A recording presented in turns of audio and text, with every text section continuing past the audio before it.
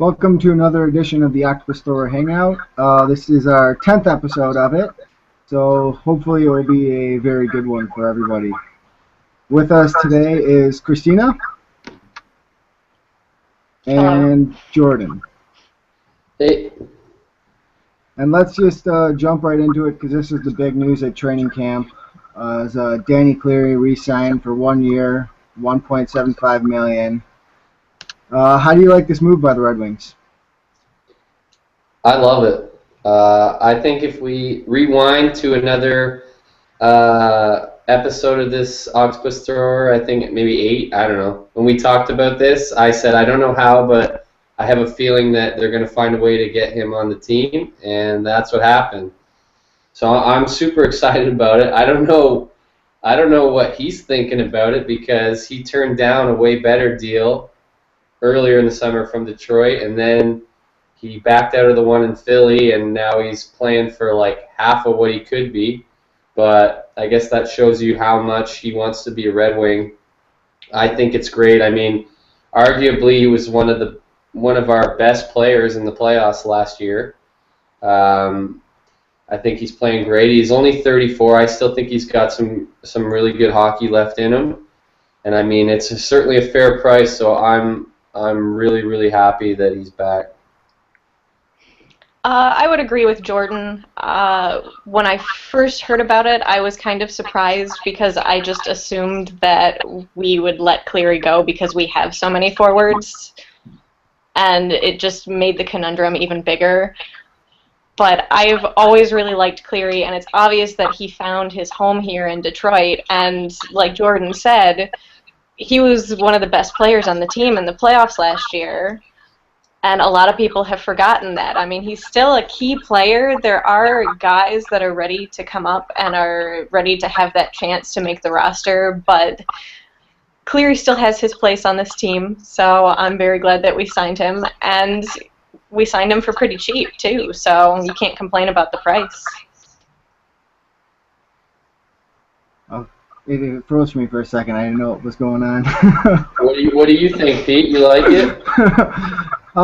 Yeah, I mean, I've talked to a couple people, and, the Red Wings have a lot of skilled players, and they have a lot of skilled players in Grand Rapids, but you can't just have a team full of these skilled players. You have to have the grinder. You have to have the guy who's going to, go into the corner and work hard.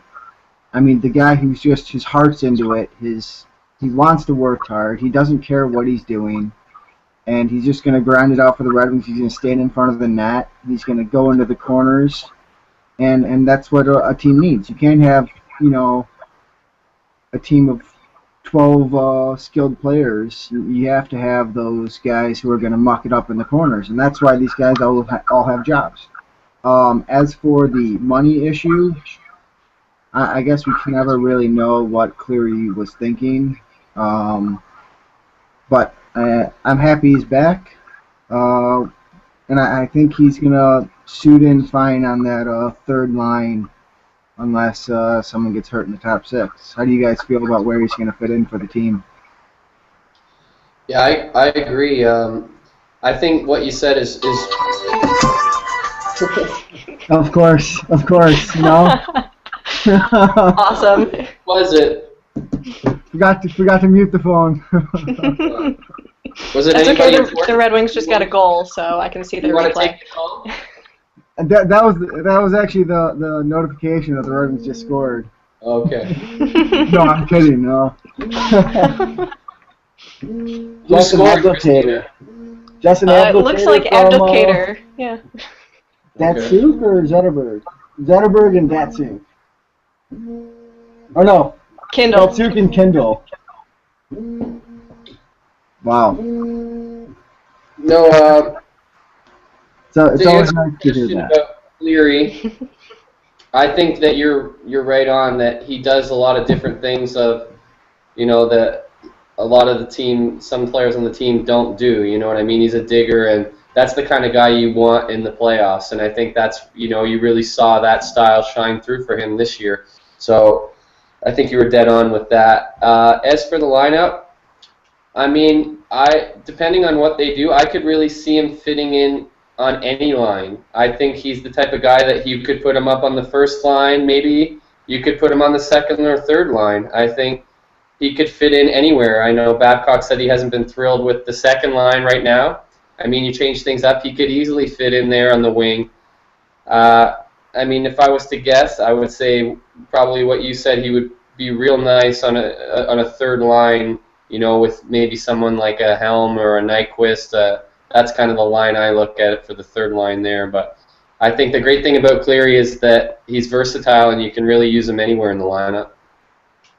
Yeah, I agree with Jordan.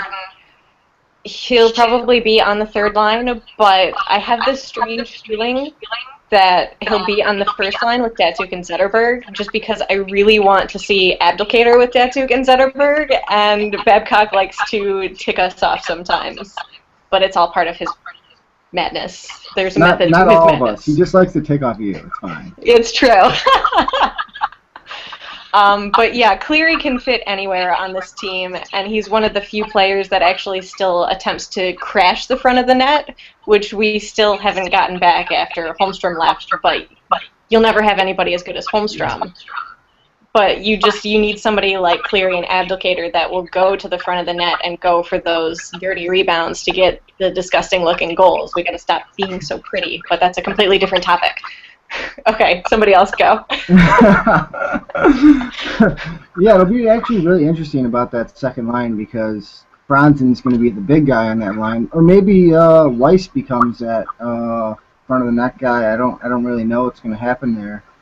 Weiss certainly does go to the net, and that he crashes in that, so he might be able to fill that role on the second line. But it'll be interesting to see how that line works out, and if Franzen doesn't do enough, maybe Franzen moves up, or an Abdulkader moves down, and Cleary moves into that spot. I don't know. I think for the start of the season, there might be a lot of juggling going along to find out exactly where all of these players are going to fit in. And just going from that, let's talk about what other wings players these affect. And one of the big names is Thomas Tatar coming out and saying that he wanted to be in the NHL. He wasn't going to accept going to Grand Rapids. Ken Hahn coming out saying he was going to be one of the 14 forwards in the NHL for the Red Wings. And if you look at other players, it's like Gustav Nyquist is able to go to Grand Rapids without having to go through waivers, and so is Danny DeKeyser.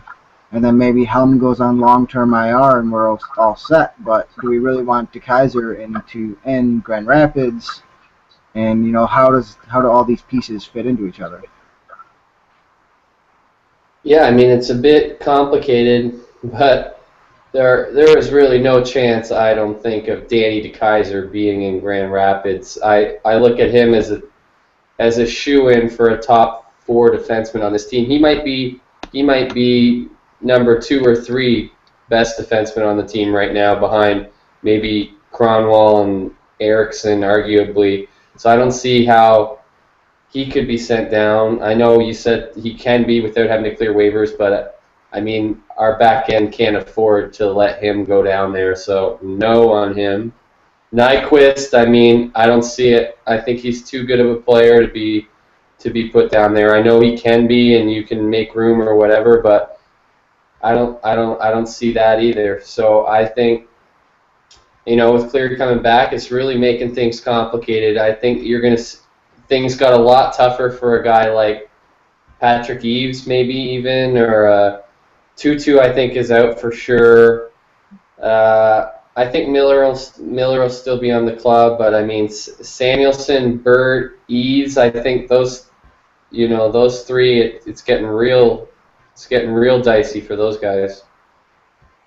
If we could get rid of Samuelson, that would be awesome. That's where I stand. Yeah.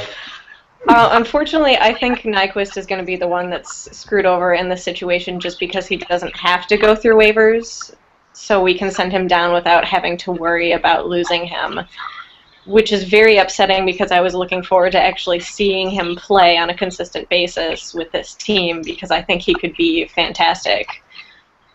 But we'll see. It's still a huge mystery. Why can't you just put Samuelson down in Grand Rapids? It'd only give us 100,000. Wade Redden type deal. Like if he doesn't get picked up off waivers, it'd only clear 100,000 off the cap because he has a no trade clause. So he wouldn't get the 90,000 that we normally would, or 900,000. Sorry. So Well, it's really not. I'll be sad if Christina's right and Nyquist is down there. I mean, I hope that doesn't happen. You and everyone else. The big question though is, can Cleary stay healthy? We all know of his knee problems and stuff like that. Although last year he did play a full season. He didn't miss it. He was the only Red Wing who didn't miss a game, but at the same time it was a shortened season. Can he do that in a full grinding season? I think probably not. I mean, he's going to probably miss some time, but if he's healthy come playoff time, then that's all that matters to me. I mean, we get you, as you've seen the last few years, you just get in the playoffs and anything can happen. A lot of people didn't think we'd be Anaheim or push Chicago like we did, so you get into the playoffs and he's healthy and everybody's healthy, then that's really all that matters. So. Yeah, I agree. I mean, and you can ask that question for anybody, really. One of my friends was very upset about our Franzen signing when it happened, going way back in the day, because for that long, what if something terrible happened to him and he was out for an entire season? You just squandered an entire season. So, I mean, it depends. But you can ask that question of anyone. Just because Cleary's older doesn't necessarily mean he will be injured, but he also seems to have a lot of knee problems. Like, he's a 75-year-old man, so we'll see. Well, the thing about Cleary is he never played a full season, except for last year, and throughout his career. So that was kind of issue with him. Moving from Cleary back to training camp. Jonas Gustafsson impressed me there. I'm not sure how well he did in the preseason game. I know he gave up 2 goals, but it wasn't on TV, and there's no real video except for the highlights, and that really doesn't give you an accurate depiction of how a player plays. How do you guys feel about Gustafsson heading into the season? I don't know. I think we touched on it before, but there's only really one place to go, and that's up. So it can't be much worse than it was last year, can it?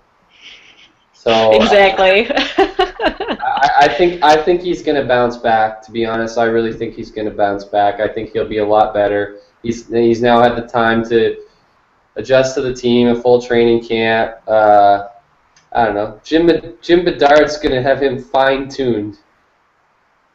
That's my thought. I guess that's all. Yeah, I got nothing. I wrote an article this week, I think it was, about Franzen and how when he was going through drills, he didn't grasp any of the thing, and he had to be, talked to by Cromwell and Babcock and showed 2 or 3 times, and he still messed it up. Is this mental game for him right now an issue, or is it just training camp and he just doesn't really care? Johan Franzen can go missing in the playoffs for long stretches. So are we really surprised that he's not totally there in training camp? Well, he actually worked really hard. It's just whatever was going on, he was not getting it. The whole mental game for him was off. That's his MO, though, is it not? He's there and he's not there. He checks in and he checks out. I wouldn't read too much into it. It's September. Yeah, I agree, but I love Franzen no matter what he does, so I'm a little biased. I think the big problem with Franzen is that since that series against Colorado where he scored more goals the entire series than the entire team of Colorado, everybody has been trying to praise him for being a huge goal scorer, which he gets, 20 to 30 a season, which is pretty decent for what we're paying him, but there's just always been a lot of hype around him, and it's toned down the past couple seasons just because he's been so streaky and he's gotten injured, but I wouldn't read too much into it. And it's the preseason. These guys are just having fun, but who knows? We'll see when the puck drops on, is that 6 days from now? No, 13 days. Sorry, I'm a week ahead. 13 sounds right. I was going to say 6 days. That's pretty fast. You have a few more preseason games to play. Now let's take a look at some of the rookies who are at training camp, and one of the biggest ones was, well, not really the biggest one, but who made the biggest impact so far in the preseason is Adam Almquist. He spent some time with Grand Rapids last season, but I don't think he played a full year there. And on the point in the first preseason game, he rocks in 2 slap shot goals, beats Bo Kuhn. How do you guys kind of feel about him and his progression so far, and if he can ever make the NHL? Well, I think it's kind of funny because all the talk has really been about Willette, and it is Willette. I checked with I checked with her. Okay. Xavier Willette. That's the French way to say it. So I got it down. So all the talk's been about him and Spruill, Ryan Spruill. Those are the 2 big young defensemen that you hear about.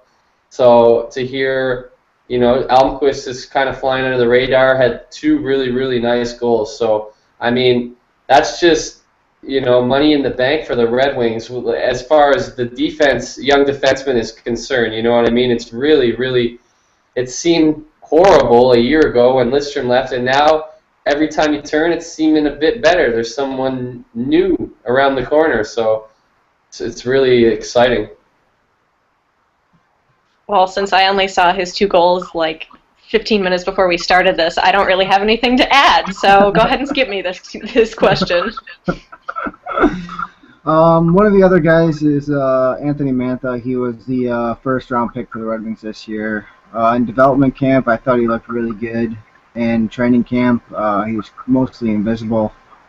I guess that can be, put to, he's finally playing against grown men, and maybe he's not big enough. He doesn't have the strength yet to compete. But he was sent down to juniors. He was cut from the preseason team, along with a few other players. And so much for his dreams of making the NHL this year. Yeah, well, I think we all knew that was never going to materialize. I mean, I think he just turned 19 years old, so he looks pretty darn good against players of his age. I mean, he looks very, very good. So, but it's no surprise coming into a training camp where you're playing against the likes of Datsuk and Zetterberg and Cronwall and these guys that you're going to be a little overwhelmed and outmatched at that point. I don't think it's a big surprise, especially when you consider most of Detroit's top picks in the last number of years spend 3 or 4 years in Grand Rapids. So to think that he was going to come in at 18 or 19 years old and make this club on his first try, I like the attitude, but that was never going to happen. Jordan took my point of our prospects spending 3 or 4 years in Grand Rapids, so I have nothing to add. Maybe you should answer this one first, Christina. Do you have anyone you want to talk about, Christina, before we move on? Any of the other kind of rookies who might head in? Not really. I didn't follow training camp as closely as I usually do this year, so I'm not really super up to date on anything, and I feel kind of bad. Nothing about, Yarncroc or Polkinen or... Wow. I know, I'm terrible. Thank you. Thank you. Maybe she is a paid actress, and that's why she doesn't know anything. Maybe that's why I like Franzen. Was his hit? Have you seen his hit? What? I haven't seen it. Oh, the Polkinen hit? Yeah. I wrote up an article about it yesterday. It was a board.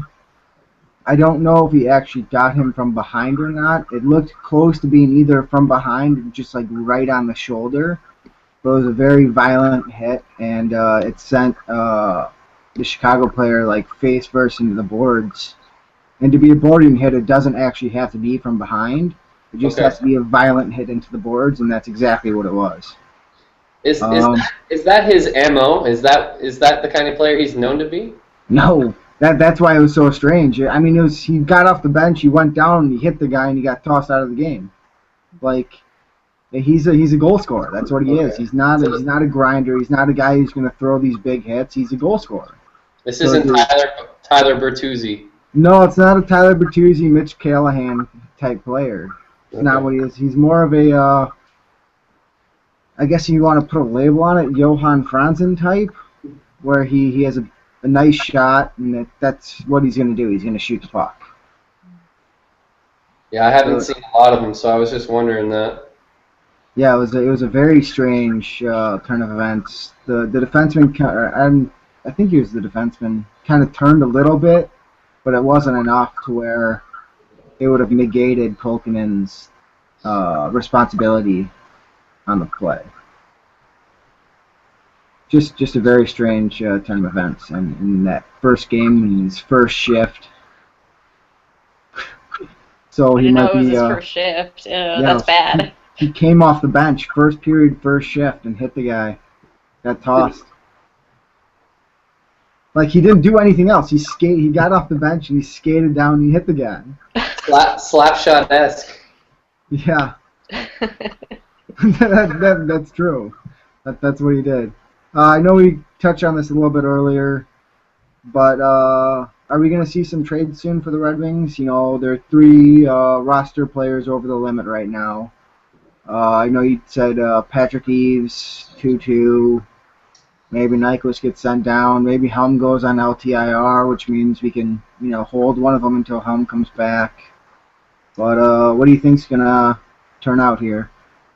Michael Samuelson for a box of Timbits. I'd be all for that. All for that, totally. So he's gonna go to Canada? Because I'm not sure Timbits are anywhere other than Michigan and Canada. Ohio as well, so maybe Columbus. Okay. Yeah, I think Tim We Hortons can is just in send him Ohio. across the river. It's not that far. I don't care where they send him. Just send him somewhere. The London Knights? Oh, well, I don't care. Yeah, sure. Dale Hunter might get him in order. I don't know. I don't know. I think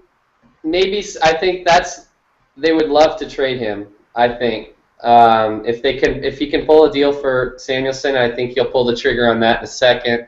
I think 2-2 will be traded. I mean, there was rumors of 2-2 going back to Nashville, but Nashville's had the same sort of issues that Detroit has. They have too many people up front, so I still think Nashville's the most likely spot that 2-2 will end up back there. I think I wouldn't be surprised at all if he ends up back in Nashville. I look at those 2 guys are kind of the ones I'm looking at. Do you think Samuelson will waive his NTC to go somewhere else? Yeah, I do. I think if he thinks that he's going to play somewhere else, he's won a Stanley Cup already, so it's not like he has to do that. I think if they can do it, I think he would waive it. Yeah, I think if he doesn't get the playing time he wants, he would waive it to go someplace else where he could be a top 6 forward for sure. But of all the guys that I think we would trade, I think 2-2's at the top of the list, definitely, because he doesn't really have a place on the team. I mean, we needed somebody like him, but then Babcock kept benching him and having him be a healthy scratch, so he wasn't even doing what we signed him for. So there's not really a point for him to be here, which sounds really mean of me to say. Sorry, but it's true. I see it on the top of my list is probably Patrick Eaves, and it's not because he's a bad player, it's because he's a good player, and because teams will want him. And therefore, he's easier to trade than Samuelson, who will have to waive his NTC, or 2-2, who maybe 2 teams are interested in him. I think there's a majority of teams who would be interested in bringing Patrick Eaves And I think that's why he's at the top of the list to be traded. I don't want to lose him, obviously. I think he's a very good player. He's a very good penalty killer. It's a great shot. He can move up to the third line if we need, or even really the second line, and take a net front presence, which is what he was doing in training camp and in the preseason. He was on the second power play, and he stood in front of the net. So, but, you know, when you have to get rid of players, you have to look at teams, and you know you have to give up players that teams want, and teams would want Patrick Eaves. Yeah, I can't argue with that. I think people would want him. I don't think he's on Detroit's list of people who they want to get rid of. I think. Right. Yeah, but I think if it comes to it, where they're in a bind, then. Yeah, I think that is an option, but I hope it doesn't come to that and that they can move Tutu or Samuelson so that we can hang on to Patrick Eaves, because I think he's a really useful guy to have around. Yeah, I absolutely agree. I would not like Eaves gone, but I think that's who's going to be, you know, maybe the first or the second player who's going to have to go. And then maybe Nyquist goes down to the AHL, which I know nobody wants, but when you don't have to go through waivers, it makes it a lot easier for the NHL club to send you down. Yep. Ken Holland already said that Tatar will be on the top 14, so there might not be room for him on the third line. So the third line might be Anderson, Cleary, and Tatar, and instead of Nyquist. Ken Holland heard me. Last week I wrote an article saying that he better be on the team, and then like a day later, Ken Holland came out and said that he is. So I'm happy. I like Thomas Tatar. I think he's going to be a very good player for a long time for the Red Wings. So everybody can thank Jordan for that because it was all him. Yeah, Ken Holland read. Thank you, Jordan. Probably read my article and then he made his decision. That's how I'm look. That's what I tell people. That's what I tell people about the Griffins and the Kevin Lynch signing. You know, I wrote my article, and the next day they write theirs. You know, I put all the pressure on them. Okay, let's finish this off with a funny question. What are 2 items that you take with you to a deserted island? It can't be magical, and there's enough food, so you don't need food. Oh, I didn't. Christina, go first. That's fine, because that's what I was thinking of on my 50-minute car ride home in rush hour traffic. What am I going to say tonight? I think I ended up going with my iPod and a set of speakers, because I'm crazy about music. And if I could sneak a book in there somewhere, even though it's only 2 options, then I'll sneak a book in there too. Why don't you bring like one of the iPad touches and get the Kindle app downloaded on it? There you go. See, well, helping you out. Thank you. Jordan, how about yourself? I might just go the best of Carrot Top. What else? I mean, what else do you need? Best of. Awesome. How many times could you watch it? Just unlimited. Only for you. Only you could watch it all the time. Yeah, all the time. So you'd bring that and a TV that you can just push it into and just watch it all the time. That's it. Yeah, exactly. Nice. Okay, well, I guess it's my turn then. I'd bring my laptop so I can watch NHL. You know, got to hit that Wi-Fi up in the trees. Mm-hmm. Satellite Wi-Fi. That's how it works, right? Shoots up in the sky, hits the satellite, comes down. Right? Absolutely. Not at all. And then, what would be my second? I actually didn't even. I wrote it and I didn't even think about it until right now. So, my second one might be Playgirl. Only for you, Jordan. Only for you. That's what you're bringing, Carrot Top and Playgirl. Yeah, exactly. Winning combination right there. I actually had a good one, and now I lost it because I'm laughing so hard at that. I was just trying to help you out. Yeah, it didn't work, you know. Now I know the next one I'm going to say isn't going to be as good. Let's go with a raft. That way I can always leave whenever I wanted to. Or maybe a boat. Let's go boat. Why not? That way we can go to and from the island. Can it be Night Boat from The Simpsons? No, it's the boat from Family Guy, the SS, more powerful than Superman, Batman, and the Incredible Hulk put together. Nice. Yeah. That's my boat. Does anyone have any last thoughts before we head out? Negatory. Go Red Wings. Looks like we're playing well. I did actually have one thing. Okay, let's go. What do you think about the Tim Thomas thing? Do you think he's going to make it in Florida, or how do you think that's going to pan out? Yeah, they need a goalie, and he's a goalie. Who knows how good he is right now? But he's a goalie, and they need a goalie. Yeah, you think he'll start for Florida? Is Markstrom still there, or and healthy? I think he'll start. I think Tim Thomas will be behind him. It'll be like what Theodore and him did last year, where they kind of played half and half. Do you think Florida's had a conversation with Tim Thomas that if they win the Stanley Cup this year, whether he's going to go to the White House or not, or? I don't think they have to worry about that at all. No? Okay. I think that's what we'll end up on. The Panthers having no shot at winning the Stanley Cup. And if they do, you're welcome, Florida Panthers, for us saying that. Yeah, and Tim Thomas ain't going, so don't worry about it. Okay, for Jordan and Christina, I'm Peter, and have